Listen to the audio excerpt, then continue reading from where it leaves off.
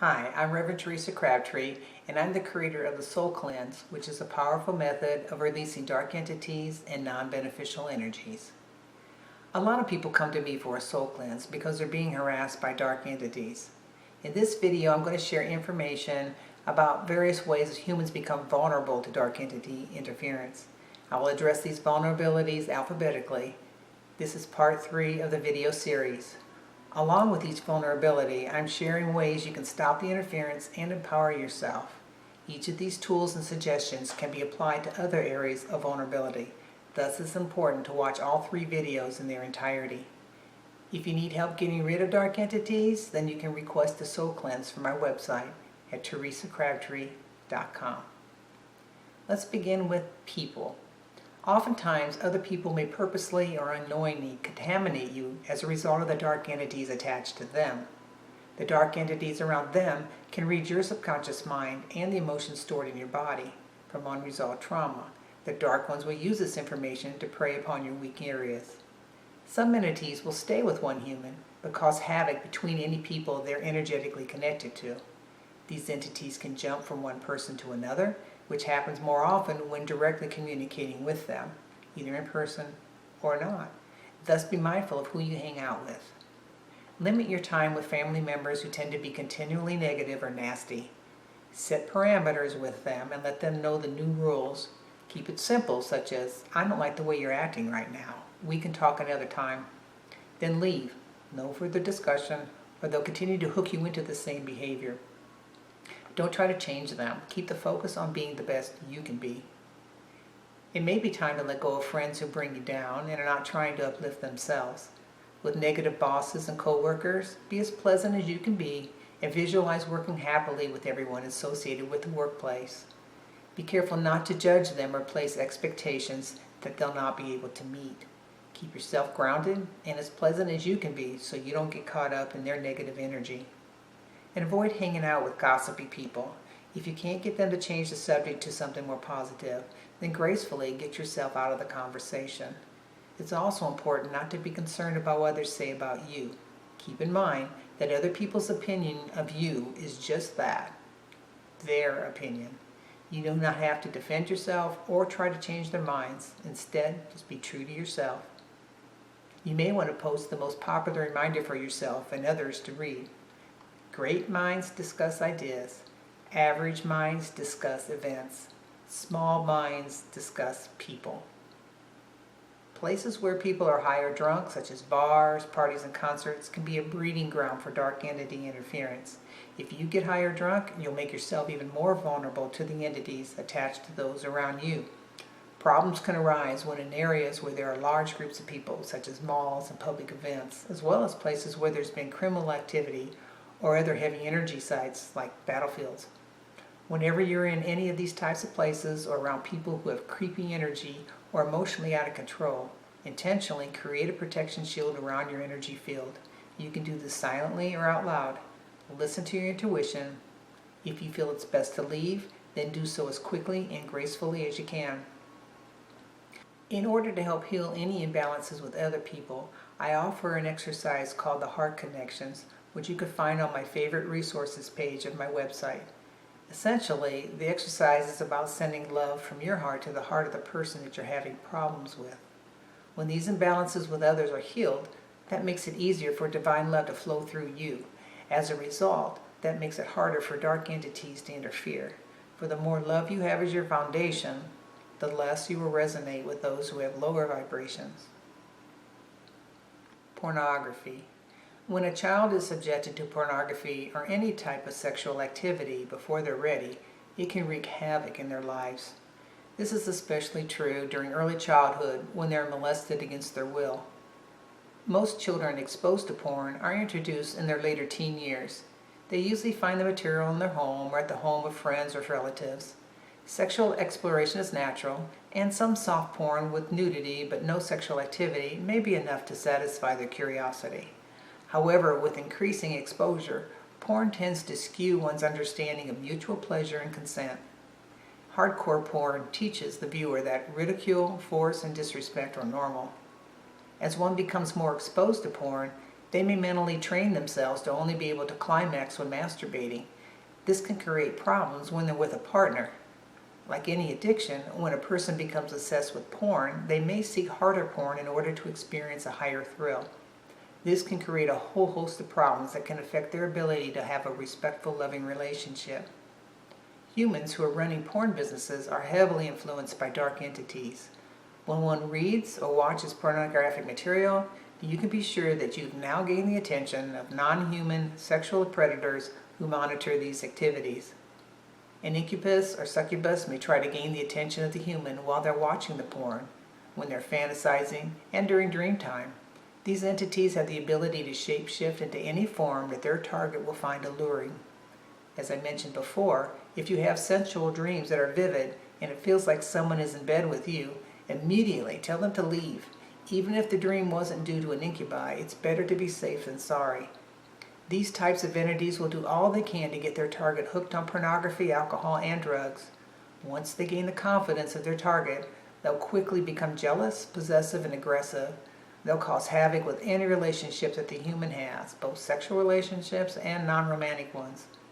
They may fill the minds of their targets with all kinds of unhealthy thoughts and behaviors. Guilt and shame can lead the person into depression and even suicide. Many become so out of balance that they commit violent sex crimes, often leading to murder as they lose their sense of reality, which can lead to dissociation and a lack of remorse. Spells and curses. Any spell or curse focused on you can only have effect if your energy field is already in a weakened condition. When a person has a strong foundation of divine love and light, their energy field will be at a high vibrational level, which will deflect any lower vibrational energies. It just won't resonate. However, we are powerful creators, and if one takes on the belief that someone has the power to put a spell on them, then they will create this reality. In my practice, what I often witness is that others in the family of the same generation or ancestrally will speak about a family curse. Whenever anything bad happens, family members tend to blame it on the family curse. Some say this jokingly, while others begin to take on the belief, keeping it alive for generations.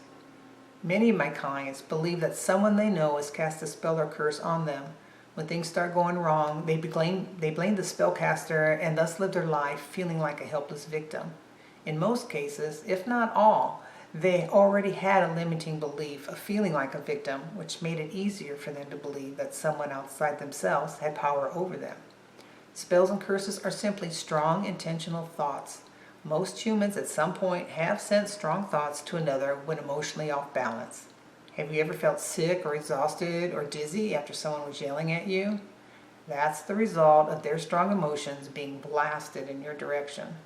This strong energy can weaken your energy field. It doesn't matter if you're in the presence of this person or if you know they're sending you harsh thoughts. We are such powerful creators that the energy we emit, especially when pinpointed at a specific person, does affect them. Thus, it's important to know how to control your emotions so that you don't harm others intentionally or unintentionally. Most humans already have weakened energy fields due to unresolved trauma from the present and other lifetimes. This is a result of holding on to fears and creating limiting beliefs. In this state, it's easier for the low vibrational thoughts that others direct at you to affect your lowered energetic field. Again, it's all about resonance. The frequencies have to be similar. That's why it's important to do the inner work so you can overcome any fears and discover and release any limiting beliefs. Love is the cure. The more divine love you allow to flow in your energy field, the more immunity you'll have against lower vibrational energies. When it comes to spells and curses, there are several layers of energy to consider. When someone sends lower vibrational energy once toward one person, it can create a hole in the energy field of the targeted person. The effect is like a dart creating a pinhole in a balloon, or the dart could go all the way through the balloon, creating a much larger hole. How much damage is done depends on the force of the energy sent and the health of the targeted person's energy field. Repeated jabs of energy can continue to create more holes in the targeted person's energy field. This would happen in the case where someone's angry and continually says or does nasty things to the other. If the receiver has a high level of divine love flowing through them, the energy field will rapidly heal itself. This type of person's energy field may be so strong that the darts of negative energy don't even penetrate. That's the ideal way to live in this dense environment. Now, if the targeted person already has low self-esteem, and especially when emitting the energy of being a victim, then repeated energy jabs will continually weaken their energy field. These have often been described as holes or tears by those who can see the field. If that person takes on the belief that someone has cast a spell on them or their family, then that becomes their reality, whether it's true or not. Thus, when anything negative happens, it reinforces their victim belief. Yet in reality, the negative things that happen are due to their own actions based on their own fear and limiting beliefs in this life or karmic balancing from other lives. There are a few dangers when one believes another person has this much power over them. First, there are the negative thought darts that the spellcaster is or is assumed to be sending. That creates fear in the one who feels like the victim. As this dance continues, often for years, even if no one is sending the darts, the victim who believes they're cursed will continue to weaken their own energy field. As a result, they strengthen their belief of being a victim. When they can get others to believe in the spell or curse, that strengthens it even more, such as what happens in the belief of a family curse. Secondly, the thought dart may be sent out once or a limited number of times. Eventually, the dart thrower may calm down or begins to forget about the person they were upset with. In this instance, the energy will slowly dissipate over time. Ironically, the targeted person may continue to send thoughts back to the dart thrower. In this case, the energy cord between the two of them will recharge the energy just like a battery. That's why it's so important to monitor your thoughts, words, and actions so that you don't become a dart thrower or perpetuate negative energy with others.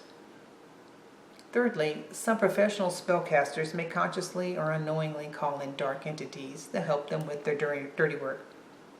Even after the spellcaster dies or no longer thinks about the targeted person, these dark entities are more than happy to continue their work. They may also call in others from their networks to join in the game. In these cases, the dark entities keep the belief that a spell or curse is still running strong, even after several generations. The good news is that one can easily break the energy cords of any spell, curse, or negative thoughts sent their way. This can be done simply by intention. The biggest hurdle is to recognize one has the power to do this. Another hurdle is to stop blaming every bad thing on the curse. The person will need to do inner work in order to reprogram their thoughts.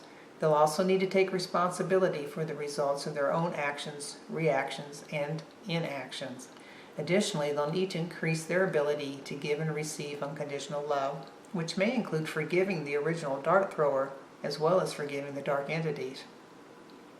In the meantime, until the targeted person empowers themselves, it would be wise to invoke a protection shield around their energy field. This will help to keep out more low vibrational energy from individuals, places, as well as the collective consciousness. The sooner one can address the issue, the easier it will be to stop the pattern. Once the fear and limiting beliefs are deeply entrenched, it takes more effort to retrain the brain. When dark entities are present, it can become even harder because then one needs to deal with the retrainment process as well as the continued energy darts being sent their way. You must be actively working to empower yourself and change your low vibrational thoughts, words, behaviors, fears, and limiting beliefs. With the accumulation of negatively charged thoughts, words, and actions based on fear and limiting beliefs, every conscious being creates blocks in their energy field. This disrupts the natural flow of divine love that is one's birthright. The more that the flow of divine love is blocked, the weaker the energy field becomes. That is when mental, emotional, and physical disease appears. What is important to remember is that most of these blocks are self-generated. What one creates in their energy field, they can uncreate by overcoming fears and choosing more evolved beliefs. You always have sovereign rights over your soul and energy field. When you shift the belief that you are worse than or better than others, then you'll begin to empower yourself. Stinkin' thinking. Everyone from time to time will generate dark thoughts. Sometimes the words that others have spoken also get stuck in one's energy field. These can usually be dispelled easily by not dwelling on them. However, if you have thoughts that are dark, ridiculous, suicidal, or feel like they're not coming from you, then you may have dark energy interference. It can be hard to tell the difference between self-generated negative thoughts and those imposed by dark entities. Either way, these negative thoughts can be a blessing because they may show you areas that are off balance in your life. Focusing on the past creates depression, whereas focusing on the future creates anxiety. You can't undo the past, but you can learn from it. Whatever you choose to focus on in the current moment will create your future. Thus, it's important to pay attention to your thoughts in the current moment. We create our reality through our thoughts, words, and actions. Strong, repeated thoughts will accumulate in one's energy field. These energies will also emit outward, affecting others in their wake. When these thoughts are centered strongly on fear and limiting beliefs, one can unknowingly gain the attention of lower vibrational energies. Dark entities can read a person's subconscious mind and scan the body and energy field, looking for their fears and limiting beliefs. One of their favorite tactics is to repeatedly project their target's negative thoughts back to them. The dark entities will also project their own thoughts to create more fear and limiting beliefs. Quite often, other dark beings will join in the game, and soon the human being can be bombarded with constant thoughts that aren't their own. The goal is to create as much chaos as possible. Then they feed off the energy of the targeted human and anyone else they are energetically connected to. To stop the entity harassment, you'll need to do some inner house cleaning. When a negative thought stirs up an emotion, follow it to the root cause, which often stems from early childhood. As you recognize a fear or discover the limiting belief, then you can replace them with a higher vibrational belief that is more in tune with where you currently are in your life.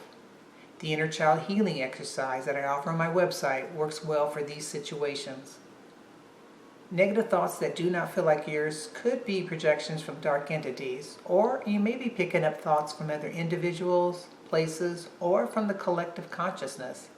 As soon as you're aware of the stinking thinking, refocus onto something more inspiring. If you feel like you're under psychic attack, ask to be shown what is making you vulnerable to entity interference, so that you can remedy the problem. At the bottom of my website, there's a yellow box where you can find a link to the inner child healing exercise and an auric shield to help you to safely filter out unwanted thoughts or energies. This concludes part 3 of How to Stop Entity Interference. I highly suggest that you watch parts 1 and 2. There I'll be sharing more areas of vulnerability and resources on how to empower yourself more. If you need help getting rid of dark entities, then you can request a soul cleanse from my website at theresacrabtree.com. And be sure to subscribe to my YouTube channel and write your comments below. Namaste, and now let's go.